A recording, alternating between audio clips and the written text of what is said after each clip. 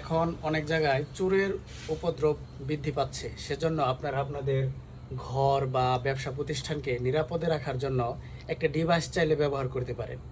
আমি এই ডিভাইসের প্রমোশন করছি না, তবে চাইলে ব্যবহার করতে পারেন। আমি ডিভাইসের নাম বলবো না।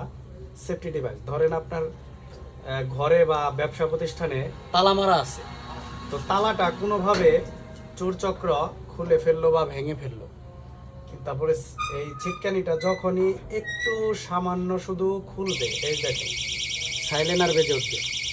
এটা যত পিছনে দিবে তত সাউন্ড বাড়তে থাকবে, ঠিক আছে?